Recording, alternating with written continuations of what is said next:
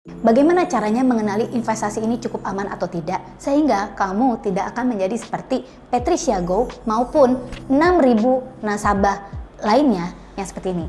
Bahkan, this is not the first time, dan ini udah terulang-ulang berkali-kali, bahkan sebelum peristiwa ini mencuat di media massa, di sosial media. Oke, so watch this video teman-teman, karena video ini penting sekali.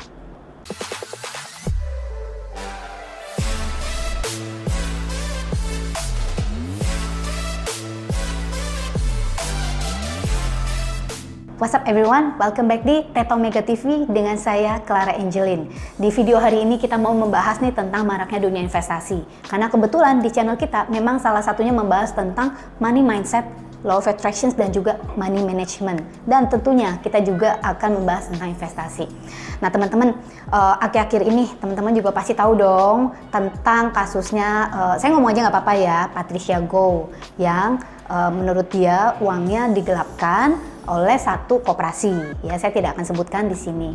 Nah, tetapi yang akan saya sebutkan, yang akan kita bahas di video hari ini itu adalah bagaimana sih kita menentukan investasi itu aman atau enggak sih, dan apakah masuk akal. Nah, jadi kenapa aku bisa ngomong seperti ini, teman-teman? Karena saya juga sudah ngalamin jatuh bangunnya.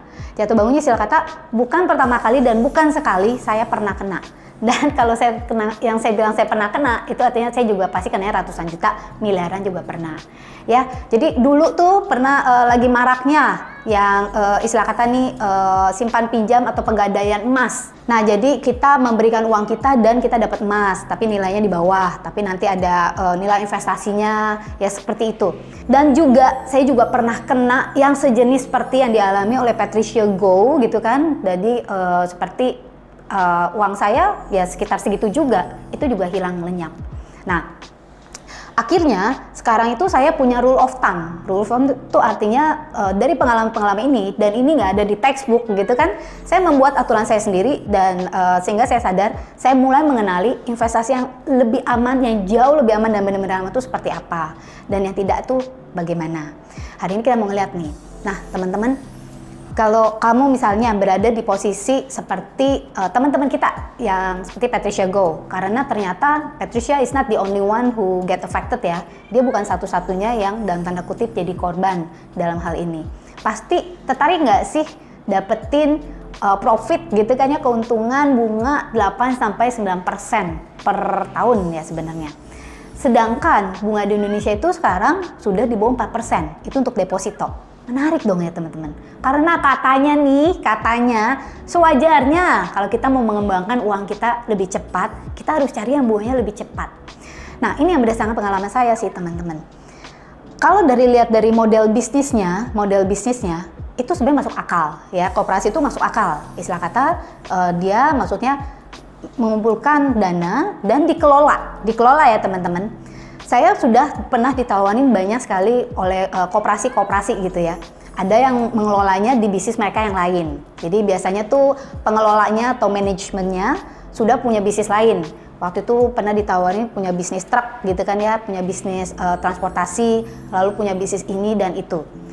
Sebenarnya didirikannya koperasi ini tujuannya adalah seperti bank ya teman-teman ya. Istilah kata dia mengumpulkan dana dari masyarakat, dia kelola supaya hasilnya bisa dikembalikan. Nah, kita kembali lagi teman-teman. Kalau ini ngomongin soal koperasi, prinsip dasar koperasi itu sebenarnya nggak jelek dan itu baik, adalah demi anggota untuk anggota gitu ya, mengumpulkan dana lalu dikelola untuk anggota. Yang salah adalah ketika ini menurut saya ya, itu ada jumlah yang dijanjikan dan jumlah itu tidak bisa dipenuhi. Kalau ngelihat dari hukum koperasi, karena waktu itu saya dan teman-teman, saya pernah membantu orang bikin koperasi juga. Tapi kalau ngelihat dari hukum koperasi sebenarnya, biasanya itu adalah keuntungan yang didapat baru dibagikan kepada masyarakat, gitu ya teman-teman. Nah, artinya sebenarnya nggak bisa dipatokin juga keuntungannya berapa. Nah, yang perlu diperhatikan di sini adalah teman-teman sebenarnya ya, seberapa kredibelnya perusahaan yang ada di belakang koperasi ini, dan bagaimana bisnisnya itu bisa sustainable dalam jangka panjang. Istilah kata nih, kalau dia mengumpulkan dana dan dia nggak bisa kelola atau istilah kata macet, dalam hal ini koperasi simpan pinjam ini di perusahaan di belakangnya itu perusahaan finance gitu ya, dan dia tidak bisa mengelola macet. banyak kredit macet, nggak bisa, pokoknya tidak ada perputaran uang. Artinya dia tidak bisa mengembalikan dana kepada para anggota koperasinya itu. Nah, di sini flows-nya.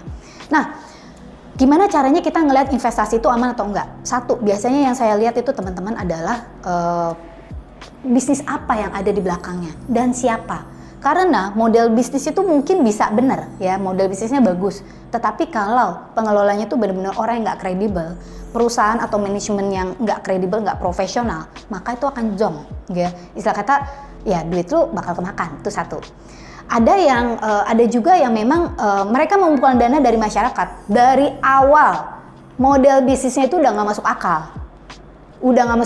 Nah, tentang yang seperti ini ya teman-teman, saya akan bahas di video berikutnya gitu ya teman-teman ya. Jadi yang kalau seperti ini, kamu tuh udah harus istilah kata tuh alert dari awal gitu, udah istilah kata aware dari awal. This is too good to be true. Sebenarnya apakah ada investasi, jenis-jenis investasi yang benar-benar bisa menghasilkan 8, 9, 10%? Ada teman-teman. Tetapi yang istilah kata resikonya diperkecil itu juga ada.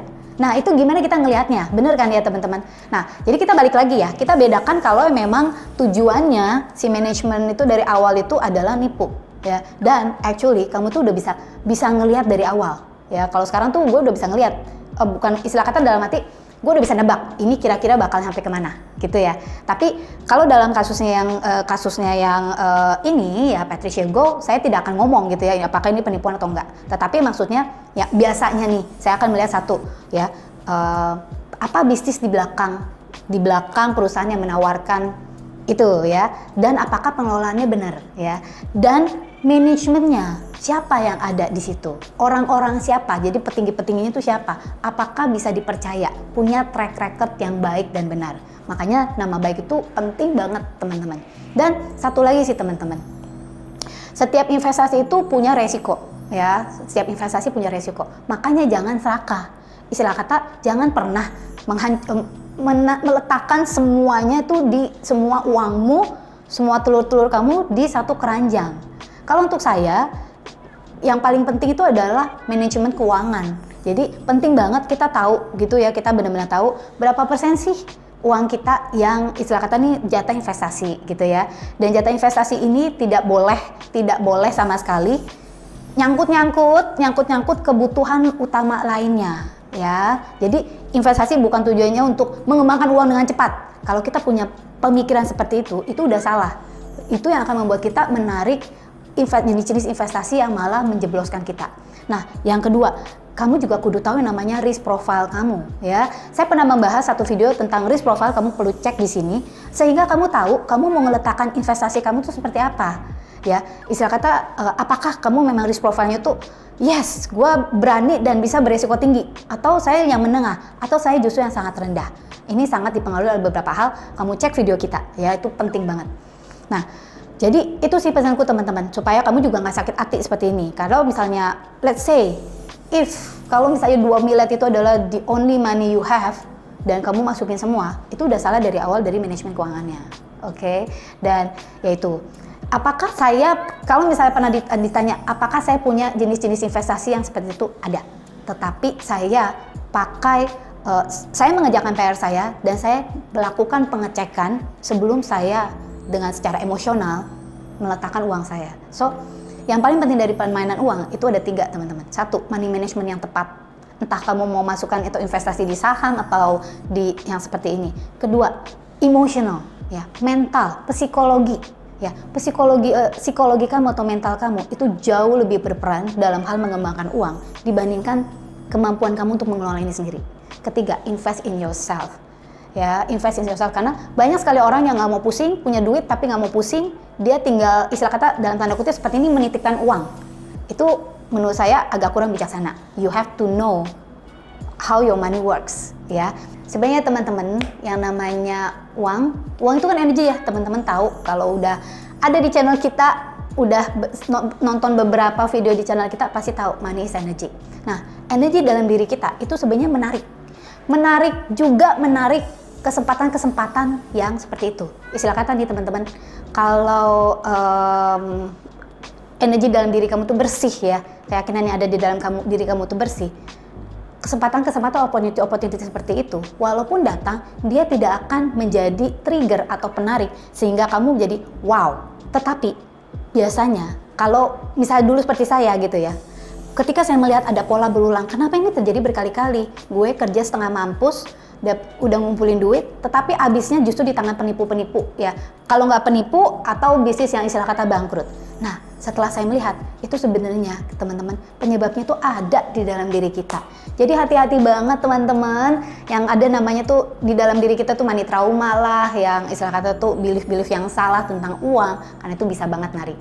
Dan kita tuh ada workshopnya teman-teman khusus untuk yang ini, kalian bisa kontak di sini untuk workshopnya dan cek our idea video tentang hal-hal ini.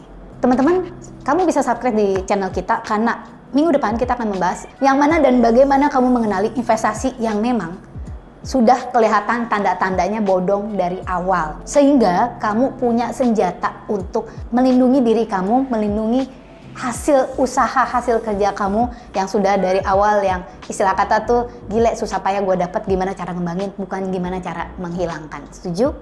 Jangan lupa cek our audio video, terutama beberapa video rekomendasi yang saya berikan, ada linknya di deskripsi di bawah ini. Dan saya dengan Clara Angelin, thank you for watching this video. Don't forget to live extraordinary and live your life to the fullest.